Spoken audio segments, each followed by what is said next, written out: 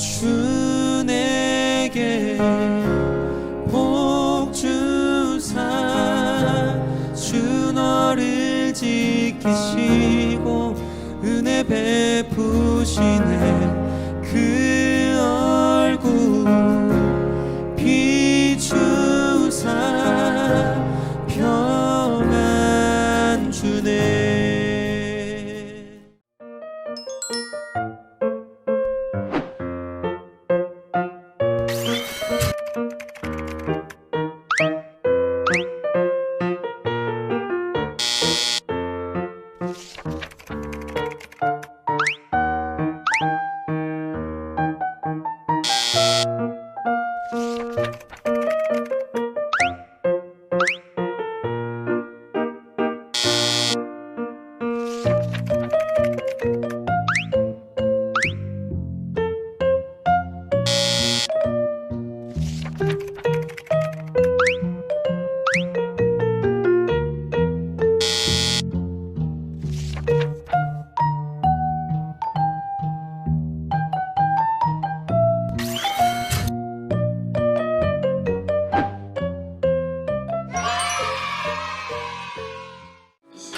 그런 우리의 모든 상황과 마음을 아시는 하나님께 찬양하며 나아갔으면 좋겠습니다.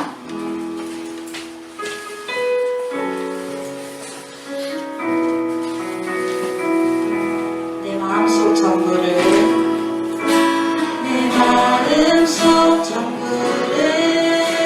다하시는 주님 나 당신께 숨길 것 하나 없네 주 보좌 앞에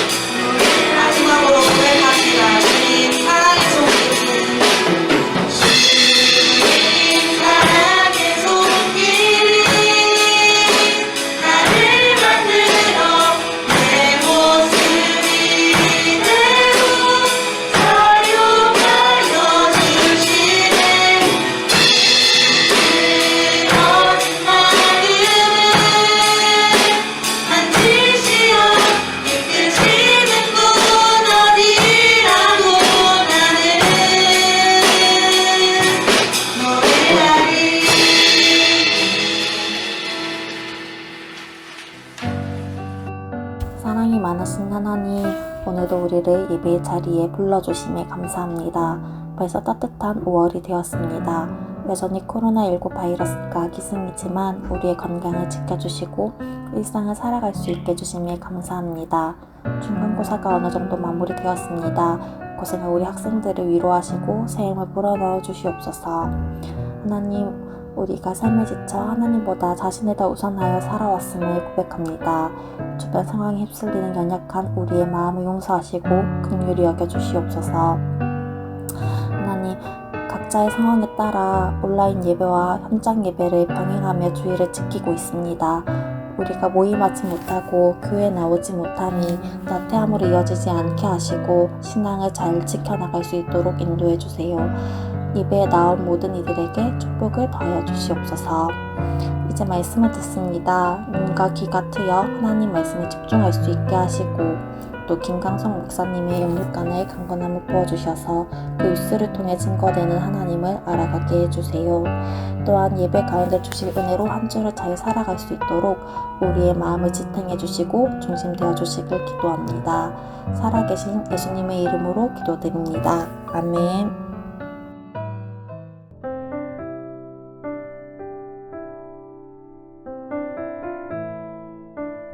그런데 뱀은 여호와 하나님이 지으신 들짐승 중에 가장 간교하니라. 뱀이 여자에게 물어 이르되 하나님이 참으로 너희에게 동산 모든 나무의 열매를 먹지 말라 하시더냐. 여자가 뱀에게 말하되 동산 나무의 열매를 우리가 먹을 수 있으나 동산 중앙에 있는 나무의 열매는 하나님의 말씀에 너희는 먹지도 말고 만지지도 말라 너희가 죽을까 하노라 하셨느니라. 뱀이 여자에게 이르되 너희가 결코 죽지 아니하리라. 너희가 그것을 먹는 날에는 너희의 눈이 밝아져 하나님과 같이 되어 선악을 알 줄 하나님이 아심이니라. 여자가 그 나무를 본즉 먹음직도 하고 보암직도 하고 지혜롭게 할 만큼 탐스럽기도 한 나무인지라. 여자가 그 열매를 따먹고 자기와 함께 있는 남편에게도 주매 그도 먹은지라. 이에 그들의 눈이 밝아져 자기들이 벗은 줄을 알고 무화과 나무 잎을 엮어 치마로 삼았더라. 주일 예배 나오신 여러분, 주님의 이름으로 환영하고 축복합니다. 여러분의 영혼이 잘된 같이 여러분이 범사에 잘되고 강건하기를 주님의 이름으로 축원합니다. 우리가 죄인인가요? 우리가 죄인인가요? 라는 제목으로 하나님의 말씀을 전하도록 하겠습니다. 사람이 병에 걸리면 대부분의 경우에 이 통증이 나타나게 됩니다. 통증이 있으면 생활하는 데 어려움을 느껴서 병원을 찾게 되죠. 그런데 통증을 없애는 것에만 집중하다 보면 진짜 병의 뿌리가 무엇인지 놓치게 될 때가 많습니다. 즉, 증상에만 집중하다가 근본적인 원인을 해결하지 못해서 계속 이 병의 악순환이 반복되어지는 것입니다. 사람이 세상을 살면서 겪는 수많은 문제들을 해결하기 위해 수많은 처방들이 나오고 있습니다. 그 중에는 대단해 보이는 이 사상들과 철학들도 있습니다. 그러나 인간이 가지고 있는 문제들의 근본적인 원인을 찾지 못하면 그런 처방들은 순간적인 진통제 역할밖에 하지 못합니다. 그렇다면 인간이 겪는 수많은 문제의 근본적인 원인이 무엇인지 우리가 알아야 하겠죠. 하나님은 사람을 만드신 후에 보시기에 심히 좋았다고 하셨습니다. 그런 인간이 하나님의 진노 아래 놓이게 되었습니다. 성경은 그 이유가 바로 죄 때문이라고 말씀합니다. 죄로 인해서 인간이 하나님과 분리되었고 모든 불행이 찾아오게 된 것이죠. 그러므로 죄의 문제를 해결하지 않고서는 다른 어떤 회복도 우리가 기대할 수 없습니다. 그렇다면 왜 인간이 죄에 빠지게 되었는지, 그리고 죄의 결과는 무엇인지 오늘 말씀을 통해서 살펴보도록 하겠습니다. 하나님은 이 첫사람 아담을 지으시고 아담에게 에덴 동산의 모든 열매는 다 먹어도 되지만 동산 중앙에 있는 선악을 알게 하는 나무의 열매만큼은 먹지 못하게 하셨습니다. 그리고 그것을 먹는 날에는 반드시 죽을 것이라고 하셨습니다. 선악과를 먹는다는 것은 단순히 열매 하나를 먹는 것이 아니라 하나님의 말씀을 거역한다는 것이었죠. 하나님은 사람을 지으실 때 이 다른 피조물들과는 다르게 사람에게만 자유의지를 주셨습니다. 하나님이 사람에게 자유의지를 주신 것은 다른 피조물들과는 달리 사람과는 이 사랑의 교제를 하고 싶으셨기 때문이죠. 그래서 사람에게는 어떤 일을 할 수도 있고 또 하지 않을 수도 있는 자유가 주어지게 된 것입니다. 하지만 자유가 주어졌다는 것은 자신이 한 일에 대한 책임도 함께 주어졌다는 것을 의미하는 것입니다. 하나님은 선악과를 일종의 기준으로 삼으셨던 것이죠. 다른 열매는 다 먹어도 되지만 이 선악과만은 먹지 말라고 하셨습니다. 사람에게는 선악과를 따 먹을 수도 있고 따 먹지 않을 수도 있는 자유가 있었습니다. 만약에 하나님이 이 불가능한 것을 조건으로 내걸었다면 우리는 그것에 대해서 불평할 수 있습니다. 아무것도 먹어서는 안 된다고 했다면 하나님의 명령은 부당하다고 할 수 있죠. 그것은 지킬 수 없는 명령이기 때문에 그렇습니다. 하지만 다른 모든 것은 다 먹을 수 있도록 하셨습니다. 즉 선악과를 먹지 말라고 하신 것은 아담이 선악과를 보면서 하나님의 말씀을 기억하도록 하셨던 것이죠. 하나님의 명령은 아담을 시험하는 데 있었던 것이 아니라 인간이 하나님 안에 거함으로 하나님의 보호 아래 거하도록 하셨던 것입니다. 그런데 이 뱀이 찾아와서 선악을 알게 하는 나무의 열매를 먹으면 반드시 죽을 것이라는 이 하나님의 말씀을 정면으로 반박했습니다. 오히려 그것을 먹으면 눈이 밝아져서 하나님과 같이 될 것이라고 유혹했습니다. 우리가 읽었던 말씀 5절 말씀을 보면요. 너희가 그것을 먹는 날에는 너희 눈이 밝아져 하나님과 같이 되어 선악을 알 줄 하나님이 아심이라 라고 말씀합니다. 피조물인 인간이 창조주이신 하나님과 같이 될 수 있다고 하면서 하나님의 명령을 어기도록 유혹했던 것입니다. 이 뱀이 선악과를 먹으라고 한 것은 하나님의 말씀을 듣지 말고 너희가 하고 싶은 대로 하고 살라는 것이었습니다. 하나님 없이도 얼마든지 행복하게 살 수 있다는 것이었죠. 뱀의 유혹을 받은 하와도 선악을 알게 하는 나무의 열매를 보자 이 뱀의 말이 더 설득력 있게 다가왔습니다. 6절 말씀을 보면요. 여자가 그 나무를 본즉 먹음직도 하고 보암직도 하고 지혜롭게 할 만큼 탐스럽기도 한 나무인지라 라고 말씀합니다. 하나님의 말씀을 듣지 않으면 더 자유롭고 행복하게 살 수 있을 것 같았습니다. 누구의 간섭도 받지 않고 자기가 하고 싶은 대로 다 하면서 살 수 있을 것 같았습니다. 이 사람은 기본적으로 하나님 없이도 행복하게 살 수 있다는 생각을 가지고 있습니다. 하나님이 없어도 열심히 노력만 하면 얼마든지 행복하게 살 수 있다고 생각하죠. 로마서 1장 28절 말씀을 보면 또한 그들이 마음에 하나님 두기를 싫어하며 하나님께서 그들을 그 상실한 마음대로 내버려 두사 합당하지 못한 일을 하게 하셨으니 라고 말씀합니다. 바울은 죄의 핵심이 마음에 하나님 두는 것을 싫어하는 것이라고 했습니다. 내가 행복해지기 위해서 하나님을 벗어나고 싶어하는 마음, 하나님이 없어도 얼마든지 내가 행복할 수 있을 거라는 마음이 바로 죄의 시작입니다. 대학을 갈 때 많은 친구들이 가능하면 집에서 멀리 있는 학교를 가고 싶어 합니다. 더 이상 부모님의 간섭을 받고 싶지 않기 때문이죠.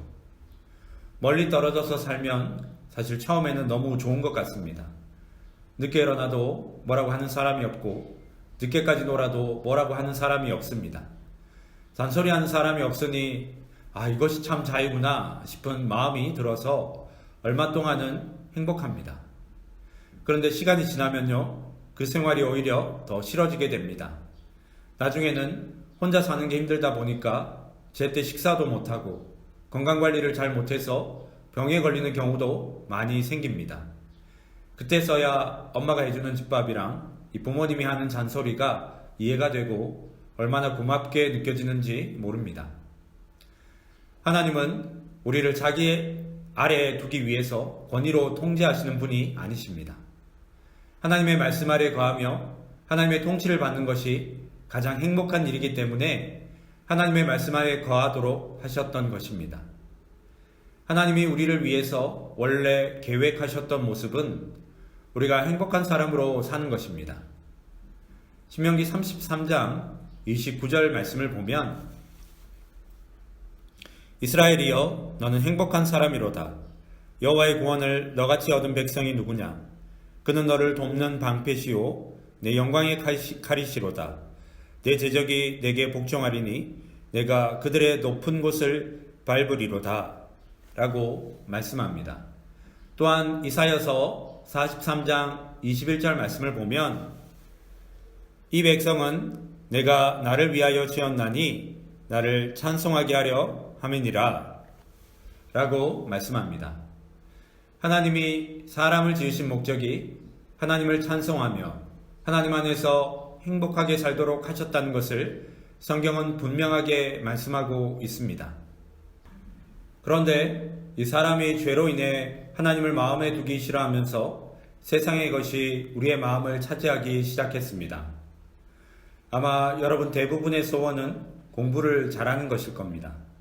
공부를 잘해서 좋은 대학에 가고 좋은 곳에 취직을 하고 좋은 배우자를 만나서 결혼하고 행복하고 편안하고 안정된 삶을 살면서 갖고 싶은 것은 다 가지고 가고 싶은 곳이 있으면 여행을 다니면서 사는 것일 겁니다. 즉 우리의 마음에 간절히 소망하는 것이 하나님이 아니라는 것입니다.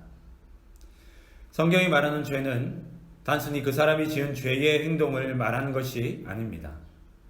성경이 말하는 죄는 하나님이 우리를 지으신 목적에서 완전히 벗어나는 것입니다. 하나님이 나를 지으시고 부르시고 택하신 목적에는 관심이 없고 오직 육신의 정욕, 안목의 정욕, 이 땅에 살면서 자랑할 것을 구하는 것이죠. 우리의 마음이 세상의 것에 있고 육체의 자랑을 위한 것에 있다는 것입니다. 그런데 죄를 짓는 것보다 더 무서운 것은 이 자신의 죄가 얼마나 무겁고 큰 것인지 모른다는 것입니다. 2012년 여름에 한 동네에서 살인사건이 있었습니다. 한 어른이 동네에 사는 초등학교 4학년 여학생을 성폭행한 후에 이 살해한 사건이었습니다. 사실 이 사건 자체도 너무나 끔찍한 일인데 사람들이 이 사건을 보면서 정말 분노했다는 것은 이 살인범이 뉴스에서 사건의 목격자로서 인터뷰를 했던 것입니다. 죄를 짓고도 그것이 얼마나 큰 잘못인지를 깨닫지 못하는 것이 인간의 모습이라는 것을 알게 해준 사건입니다. 예수님은 마태복음 7장 17절에서 20절 말씀에서 이와 같이 좋은 나무마다 아름다운 열매를 맺고 못된 나무가 나쁜 열매를 맺나니 좋은 나무가 나쁜 열매를 맺을 수 없고 못된 나무가 아름다운 열매를 맺을 수 없느니라. 아름다운 열매를 맺지 아니하는 나무마다 지켜 불에 던져지느니라. 이러므로 그들의 열매로 그들을 알리라 라고 말씀하셨습니다. 여러분은 어떤 열매를 맺고 있다고 생각하십니까? 우리에게서 나는 열매를 보면 죄로 가득 차 있는 것을 알 수 있습니다. 나 자신이 죄인이기 때문에 좋은 열매보다는 죄의 열매가 더 많을 수밖에 없는 것이죠. 죄를 지어서 죄인이 아니라 존재 자체가 죄인이기 때문에 죄를 지을 수밖에 없는 것입니다. 포도나무에 거름과 물을 주고 햇빛을 잘 받게 하면 당연히 포도가 열리는 것처럼 우리도 상황과 조건이 주어지면 죄의 열매를 맺을 수밖에 없습니다. 존재 자체가 죄인이기 때문입니다. 어렸을 때부터 죄 짓는 법에 대해서 특별한 교육이나 훈련을 받아서 죄를 짓는 것이 아니라 존재 자체가 죄인이기 때문에 죄를 짓는 것입니다. 여러분 중에는 말씀을 들으면서 저는 목사님한테 저런 이야기를 들을 정도의 죄인은 아닙니다 라고 생각할지도 모르겠습니다. 그러나 죄를 지을 수 있는 상황과 조건이 주어지지 않았을 뿐이지 우리는 하나님을 두려워해서 죄를 짓지 않은 것이 아닙니다. 사람들을 의식하거나 법에 대한 두려움 때문에 죄를 짓지 않은 것이죠. 상황과 조건만 갖추어지면 언제든지 이 죄를 지을 수 있는 잠재적 죄인이 바로 저와 여러분이라고 할 수 있습니다. 왜냐하면 우리는 하나님 없이도 얼마든지 잘 살 수 있다고 생각하기 때문입니다. 하나님 없이도 얼마든지 행복하게 살 수 있다고 생각하기 때문이죠. 그래서 자기가 하고 싶은 대로 하고 사는 것입니다. 자기가 인생의 주인이라고 생각하고 사는 것이죠. 잠재적 죄인인 자신을 우상으로 섬기면서 사는 것입니다. 갈라디아서 4장 8절 말씀을 보면 그러나 너희가 그때에는 하나님을 알지 못하여 본질상 하나님이 아닌 자들에게 종노릇하였더니 라고 말씀합니다. 분명히 우리가 알아야 합니다. 내 마음대로 사는 것 같지만 사실은 마귀의 종노릇하면서 사는 것입니다. 내 마음대로 사는 것 같지만 마귀가 원하는 대로 사는 것입니다. 내가 주인 노릇을 하며 사는 것 같지만 마귀가 시키는 대로 사는 것입니다. 여러분들 억울하지 않으십니까?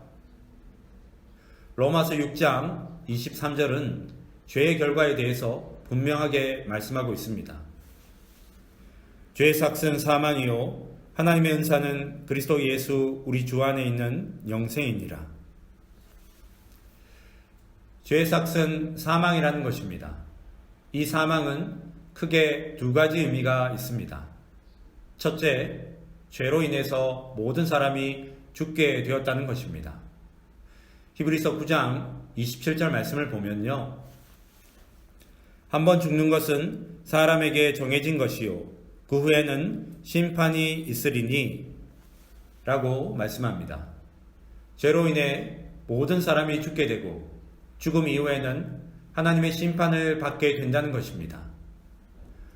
로마서 3장 23절 말씀을 보면 모든 사람이 죄를 범하였음에 하나님의 영광에 이르지 못하더니 라고 말씀합니다. 하나님의 영광이 있는 곳에 죄인이 함께할 수 없다는 것입니다. 하나님의 영광이 없는 것은 여러분 지옥입니다.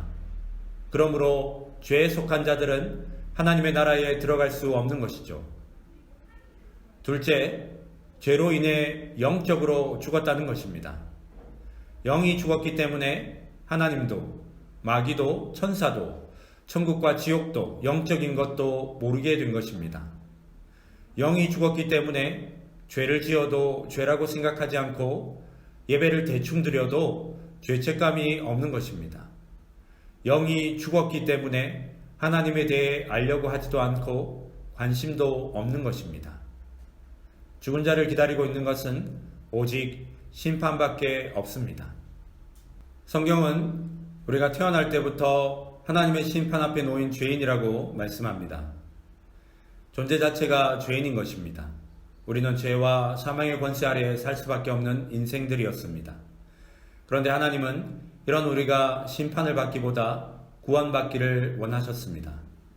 창세기 3장 15절 말씀을 보면 내가 너로 여자와 원수가 되게 하고 내 후손도 여자의 후손과 원수가 되게 하리니 여자의 후손은 내 머리를 상하게 할 것이요 너는 그의 발꿈치를 상하게 할 것이니라 라고 말씀합니다. 여자의 후손이 사단의 머리를 박살낼 것이라고 하셨습니다. 여자의 후손으로 오실 예수 그리스도를 통해 사단의 권세와 죽음의 그림자를 물리치고 승리하셔서 우리를 구원해 주실 것을 약속하셨습니다. 요한복음 3장 17절에서 18절 말씀을 보면요. 하나님이 그 아들을 세상에 보내신 것은 세상을 심판하려 하심이 아니요 그로 말미암아 세상이 구원을 받게 하려 하심이라. 그를 믿는 자는 심판을 받지 아니하는 것이요 믿지 아니하는 자는 하나님의 독생자의 이름을 믿지 아니하므로 벌써 심판을 받은 것이니라 라고 말씀합니다. 죄와 사망의 권세 아래에 있는 우리가 심판받는 대신 구원받을 수 있도록 그 아들 예수 그리스도를 세상 가운데 보내주신 것입니다. 죄의 결과는 죽음입니다. 인간이 겪는 모든 불행의 원인은 죄와 죽음에서 오는 것입니다. 그 무엇으로도 죄와 죽음의 권세 아래에서 벗어날 수 없었습니다. 그런데 하나님께서 우리를 사랑하셔서 구원받을 수 있는 길을 열어주셨습니다. 그러므로 성도의 소망은 죄와 사망의 권세에서 벗어나 영원한 생명을 주시는 하나님의 은혜를 바라보며 사는 것입니다. 날마다 주님의 은혜를 구하십시오. 절망과 낙심이 아니라 소망과 비전의 삶을 살도록 인도해 주실 것입니다. 바라기는 하나님의 은혜를 통해 날마다 생명의 길을 걷는 저와 여러분이 되시기를 주님의 이름으로 축원합니다. 기도하겠습니다. 사랑의 하나님, 은혜를 감사합니다. 죄로 인해 죽을 수밖에 없는 저희들을 불쌍히 여기셔서 하나님의 하나밖에 없는 아들 예수 그리스도를 십자가의 제물로 내어주심으로 우리를 죄와 사망의 권세 아래에서 건져주심을 감사합니다. 존재 자체가 죄인이기에 선하고 의로운 것이 나올 수 없는 인생이지만 예수 그리스도의 십자가의 보혈의 피로 정결하게 하시고 거룩하게 하셔서 하나님의 열매를 맺는 하나님의 백성으로 살 수 있도록 인도해 주심을 감사합니다. 날마다 주님의 은혜를 바라보며 주님의 손을 붙들고 믿음의 걸음을 걸어가는 저희들이 될 수 있도록 은혜를 베풀어 주시옵소서. 감사드리며 예수님의 이름으로 기도드립니다. 아멘.